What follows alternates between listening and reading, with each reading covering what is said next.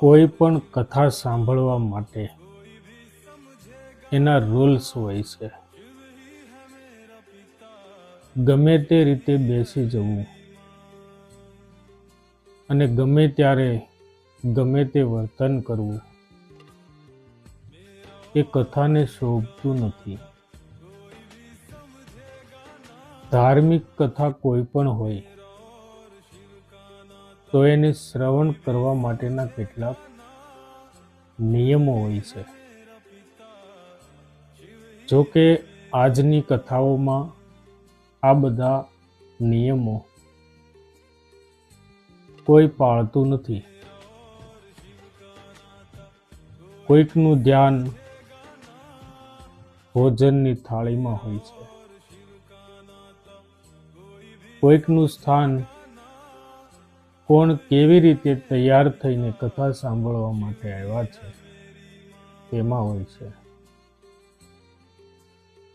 કોઈકનું ધ્યાન પોતાની અંગત કોઈક પ્રવૃત્તિમાં હોય છે. પરંતુ આ રીતે સાંભળેલી કથા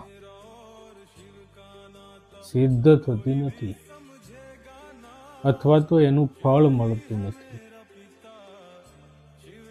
તો આપણે કેવી કથા સાંભળવી જોઈએ અને કેવી રીતે સાંભળવી જોઈએ,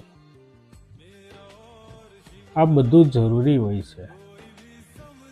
ઈશ્વર સુધી પહોંચવું હોય ને તો માર્ગ પણ કયો લેવો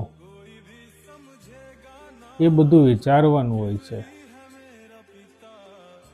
મોજ મજા કરવી, મ્યુઝિક વગાડવા, નાચગાન કરવા, આટલા માત્રથી કથા પૂર્ણ સ્વરૂપ લેતી નથી. તો આજે હું તમને પુરાણી પાસેથી કથા સાંભળતી વખતે પૂર્વ તૈયારી રૂપે આપણે શું કરવું જોઈએ એની એક માહિતી આપીશ. સૌથી પહેલા તો જે પુરાણી છે એની પાસેથી દીક્ષા લેવી જોઈએ. દીક્ષામાં એ વ્યસનનો ત્યાગ કરાવશે. અસત્ય નહીં બોલવાનો સંકલ્પ કરાવશે. આને દીક્ષા કહેવાય છે. માત્ર જનોઈ ધારણ કરવી કે કોઈ વસ્ત્રો ધર્મને શોભે એવા પહેરી લેવા એટલા માત્રથી દીક્ષા લઈ શકાતી નથી.